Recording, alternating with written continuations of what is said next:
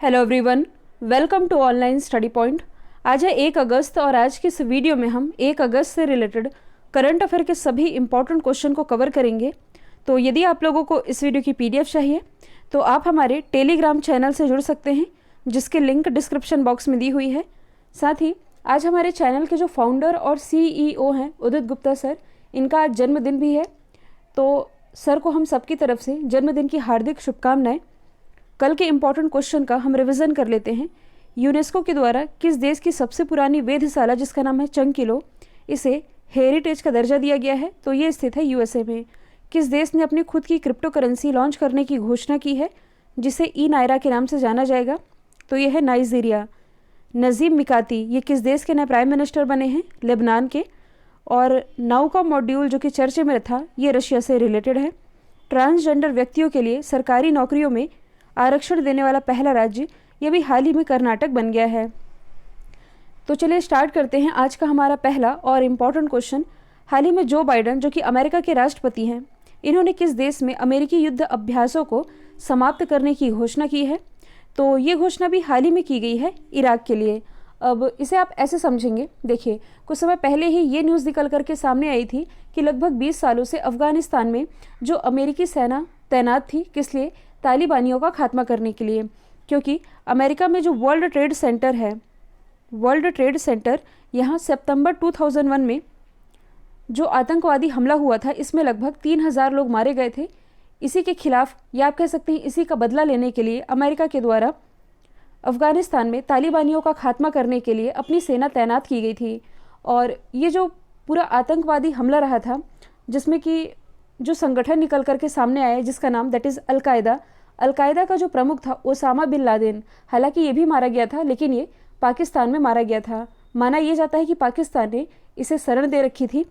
तो देखिए अभी क्या हुआ है कि अफगानिस्तान का बगराम एयरबेस ये अमेरिका के द्वारा खाली कर दिया गया है। यहाँ हम डिस्कस कर रहे हैं कि इराक में अमेरिकी युद्ध अभ्यासों को समाप्त किया जाना है। इसकी घोषणा जो बाइडन के द्वारा की गई है, क्योंकि हाल ही में जो बाइडन और इराक के जो प्राइम मिनिस्टर हैं मुस्तफ़ा अल कदीमी, इनके बीच जो बैठक आयोजित की गई, इसमें यह फैसला किया गया है।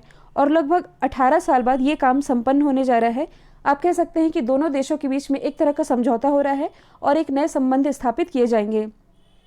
तो मैं आप लोगों को बता दूं, एक नाम निकल करके सामने आता है यहाँ से, सद्दाम हुसैन का। सद्दाम हुसैन ये कौन थे? तो ये इराक के राष्ट्रपति रहे हैं। हालांकि बाद में इन्हें फांसी दे दी गई थी बगदाद में, जो कि इराक की राजधानी है। उतना ज़्यादा डिटेल में हम नहीं जाएंगे। यहाँ से मैं आप लोगों को ये बताना चाह रही हूँ कि लगभग 2500 अमेरिकी सैनिक ये इराक में तैनात थे।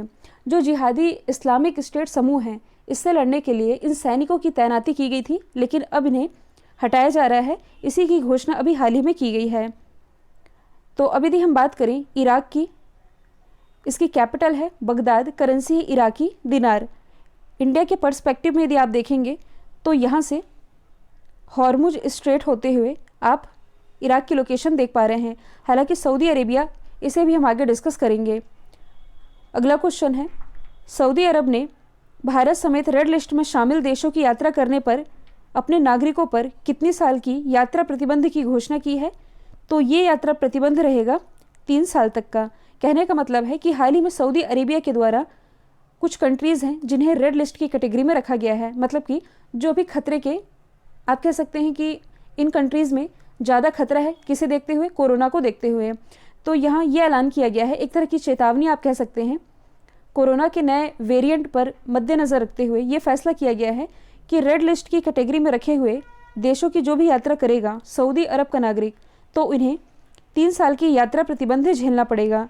तो इसमें भारत भी शामिल है और इसके अलावा पाकिस्तान और UAE, ये भी इस रेड लिस्ट की कैटेगरी में रखे गए हैं, जिनकी यात्रा सऊदी अरेबिया के नागरिक नहीं कर सकते हैं। तो अब यदि हम बात करें सऊदी अरेबिया की, ये है इंडिया। अभी हमने डिस्कस किया था इराक के बारे में, अब ये है सऊदी अरेबिया। इसकी कैपिटल क्या है? तो ये है रियाद, करेंसी है सऊदी रियल। यहाँ के क्राउन प्रिंस तो ये है मोहम्मद बिन सलमान। यदि आप करंट से रिलेट करेंगे तो हाल ही में सऊदी अरब में हज की यात्रा करने वाली जो महिलाएं हैं, इनके लिए पुरुषों की ज़रूरतों को समाप्त किया गया है। कहने का मतलब है कि ये अब बिना किसी पुरुष साथी के हज की यात्रा ये अकेले ही कर सकती हैं। दूसरा, आपने ये याद रखना है कि हाल ही में सऊदी अरब के द्वारा महिलाओं को सशस्त्र बल में शामिल किया जाना ये अलाउ किया गया है। यहाँ पहले महिलाओं को वोट देने का अधिकार नहीं था, साथ ही इन्हें ड्राइविंग लाइसेंस भी नहीं दिया जाता था। तो धीरे धीरे महिलाओं के हित में यहाँ काम किए जा रहे हैं। अगला क्वेश्चन है, किस देश ने भारत को 14 कलाकृति लौटाने का फैसला किया है? तो ये फैसला किया गया है ऑस्ट्रेलिया के द्वारा। देखिए, कुछ समय पहले ही ये न्यूज़ निकल करके सामने आई थी कि जो कनाडा है, भारत से लगभग 100 साल पहले चोरी की हुई जो अन्नपूर्णा की प्रतिमा थी, ये भारत को कनाडा के द्वारा लौटाया जा रहा है और इसे भारतीय उच्चायुक्त को भी सौंप दिया गया था। और अभी हम किसकी बात कर रहे हैं? ऑस्ट्रेलिया की। तो ऑस्ट्रेलिया में भारत की चोरी की हुई जो 14 कलाकृतियाँ थी, जो कि कुछ इस तरह से हैं, इसे वापस करने का फैसला किया गया है। इसकी सहमति भी बन चुकी है। तो इसे हम क्या समझें?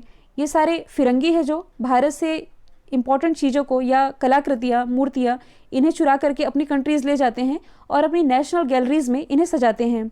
तो अच्छी बात है कि ये भारत से अब लौट कर, मतलब कि ऑस्ट्रेलिया से लौट करके भारत आ रहा है।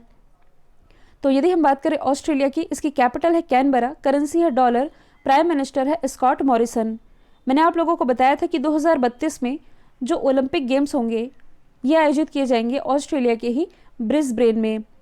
क्वींसलैंड वाले एरिया में मैंने लोकेशन बताई थी ग्रेट बैरियर रीफ की, जो कि अभी हाल ही में चर्चे में भी रहे हैं। साथ ही माइस रेन की घटना, जिसे आप चूहा बारिश भी कह सकते हैं, ये भी रिलेटेड है ऑस्ट्रेलिया से ही। अगला क्वेश्चन है, हाल ही में कौन सा देश भीषण आग लगने की घटना के कारण चर्चे में आया था? तो हाल ही में जो तुर्की है, तुर्की के जंगलों में भीषण आग लगी है, जिसमें लगभग सैकड़ों लोगों के मारे जाने की ये आशंका जताई जा रही है। और तुर्की के अंतालिया प्रांत में जो भूमध्य सागरीय तटीय शहर है, यहाँ ये घटना निकल कर के सामने आई है, जहाँ जंगलों में भीषण आग लगी है। आग इतनी भयावह थी कि इसकी वजह से लगभग 20 गांवों को यहाँ खाली करना पड़ा है। हाल ही के दिनों में आप लोगों ने ऐसी घटना सुनी होगी। फॉर एग्जाम्पल, जैसे कि कुछ दिन पहले हमने डिस्कस किया था कि चाइना में भीषण बाढ़ आई थी। ऐसी बाढ़ जो कि चाइना के 1000 साल के इतिहास में कभी नहीं देखी गई थी।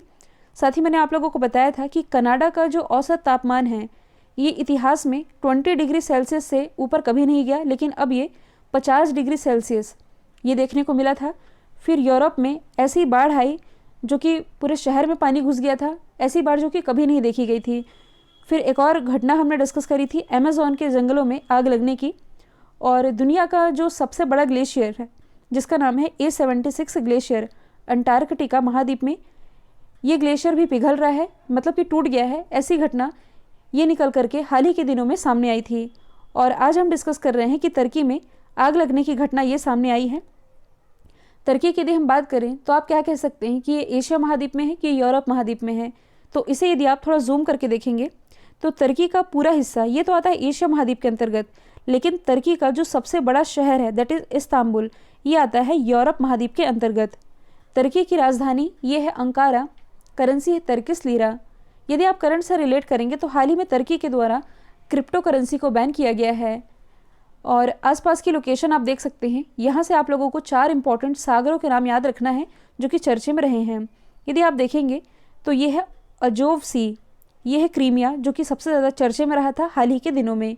अजोव सी, ये जो आप देख रहे हैं ब्लैक सी यानी कि काला सागर, दुनिया का सबसे गहरा सागर है। फिर ये जो आप देख रहे हैं ये क्या है? ये है मरमरा सी। मरमरा सी के नीचे यदि आप देखेंगे तो ये है एजियन सी। अजोव, ब्लैक, मरमरा और एजियन सी, इन सभी के नाम आप याद रखेंगे। अगला क्वेश्चन है, हाल ही में अंतर्राष्ट्रीय स्वच्छ वायु उत्प्रेरक कार्यक्रम के लिए चयनित होने वाला देश का एकमात्र शहर कौन सा बना है? तो ये भी हाल ही में बन गया है इंदौर। इंदौर जो कि मध्य प्रदेश का एक शहर है। आप इसे ऐसे समझ सकते हैं सिंपल लैंग्वेज में कि वायु को स्वच्छ करने की दिशा में यहाँ जो काम किए जा रहे हैं कुछ सराहनीय काम है, जिसके लिए इसे स्वच्छ वायु उत्प्रेरक कार्यक्रम के लिए चुना गया है। और इसमें इस कैटेगरी में चयनित होने वाला ये एकमात्र शहर बन गया है।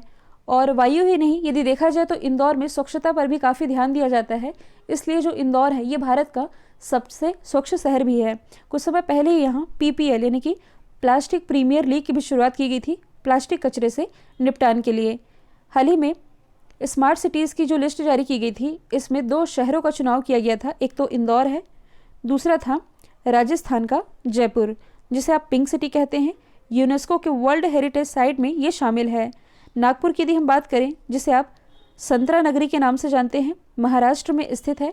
हाल ही में जो केंद्रीय मंत्री हैं नितिन जयराम गडकरी जी, इनके द्वारा भारत के पहले LNG यानी कि लिक्विफाइड नेचुरल गैस सुविधा केंद्र का जो उद्घाटन है नागपुर में ही किया गया था। अंबिकापुर की यदि हम बात करें तो ये छत्तीसगढ़ में स्थित है, जहां भारत का पहला गार्बेज कैफे ये स्थापित किया गया। अगला क्वेश्चन है, हाल ही में किस कंपनी ने नई रोबोटिक्स कंपनी जिसका नाम है इंट्रिसिक ये शुरू करने की घोषणा की है? तो अल्फ़ाबेट का नाम आप लोगों ने सुना होगा। अल्फ़ाबेट जो कि गूगल की ही पेरेंट कंपनी है, इसी के द्वारा अब इसका एक नया रोबोटिक्स कंपनी ये शुरू किया जाना है जिसका नाम होगा इंट्रिसिक। अच्छा, हाल ही के दिनों में अल्फ़ाबेट के बारे में मैंने आप लोगों को क्या बताया था?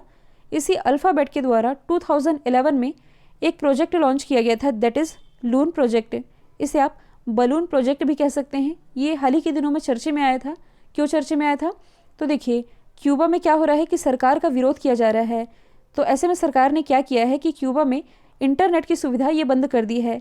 ऐसे में अमेरिका के द्वारा क्या फैसला किया गया है कि इसी लून प्रोजेक्ट के माध्यम से बलून में इंटरनेट की सुविधा भर करके ये प्रोवाइड कराई जाएगी क्यूबा के नागरिकों को। ये सारी चीज़ें मैंने आप लोगों को ऑलरेडी डिटेल में पढ़ा रखी है। और अल्फ़ाबेट अमेरिकी कंपनी है, मुख्यालय कैलिफोर्निया में है। 2015 में गूगल के पुनर्गठन के माध्यम से ये बनाया गया था और इसके निर्माण के बाद गूगल की और जो सहायक कंपनियां हैं इसी की ये पेरेंट कंपनी बन गई है। और राजस्व के आधार पर यदि देखा जाए तो ये जो अल्फ़ाबेट है दुनिया की चौथी सबसे बड़ी प्रौद्योगिकी कंपनी है। अगला क्वेश्चन है, हाल ही में सरकार ने OBC के लिए 27% आरक्षण और EWS यानी कि जो आर्थिक रूप से कमज़ोर वर्ग हैं इनके लिए 10% का आरक्षण देने की घोषणा की है। तो हाल ही में प्राइम मिनिस्टर नरेंद्र मोदी जी के द्वारा ये ऐलान किया गया था कि मेडिकल कॉलेजेस में जो OBC हैं इन्हें 27% का रिजर्वेशन दिया जाएगा। और जनरल कैटेगरी में यदि देखा जाए तो जो EWS कैटेगरी के लोग हैं इन्हें 10% का ये जो आरक्षण है ये प्रोवाइड कराया जाना है। अगला क्वेश्चन है, किस राज्य के राजा मिर्च की एक खेप जिसे किंग मिर्च या भूत जोलोकिया कहा जाता है, इसका एक्सपोर्ट लंदन को किया गया है? तो इसकी पहली खेप भेजी गई है नागालैंड से, किंग मिर्च। देखिए, ये जो मिर्च है इसे वर्ष 2008 में GI टैग मिला था और 2007 में Guinness book of world record के द्वारा इसे दुनिया की सबसे तीखी मिर्च घोषित किया गया था। हाल ही की रिपोर्ट की यदि हम बात करें तो नागालैंड की ये जो मिर्च है ये दुनिया की टॉप 5 सबसे तीखी मिर्च में भी शामिल है। इसी का पहली बार एक्सपोर्ट या इसकी पहली खेप आप कह सकते हैं ये भेजा गया है लंदन को। तो यदि हम बात करें नागालैंड की तो इसकी राजधानी है कोहिमा, मुख्यमंत्री नेफ्यू रियो, राज्यपाल है RN रवि। हाल ही के दिनों में नागालिम आप लोगों ने सुना होगा। यहाँ के लोग क्या डिमांड कर रहे हैं? एक नया राज्य बनाने की, दैट इज़ नागालिम। इसमें होगा क्या कि कुछ हिस्सा असम का, कुछ हिस्सा मेघालय का, मिज़ोरम का और यहाँ तक कि म्यांमार का भी कुछ हिस्सा कवर करके ये अपना एक नया देश बनाने की मांग कर रहे हैं। यहाँ जो अशांति का माहौल था ये देखते हुए हाल ही में सरकार के द्वारा यहाँ अप्सपा की अवधि ये 6 महीने के लिए बढ़ाई गई है। अप्सपा क्या है? Armed forces special power act. अगला क्वेश्चन है, 1 करोड़ फास्ट टैग जारी करने वाला देश का पहला बैंक कौन बना है? तो ये भी हाल ही में बन गया है, पेटीएम पेमेंट बैंक। इसे आप समझेंगे। देखिए, फास्ट टैग क्या होता है ये तो आप लोगों को बताने की ज़रूरत है ही नहीं। टोल प्लाजा में गाड़ियों की जो भीड़ लगती थी इसे कम करने के लिए आप कह सकते हैं कि एक तरह की नई टेक्नोलॉजी है। इसमें करना क्या होता है कि फास्ट टैग का ये जो स्टिकर है अपनी गाड़ियों में चिपकाना होता है और इसे अपने बैंक अकाउंट से लिंक करना होता है।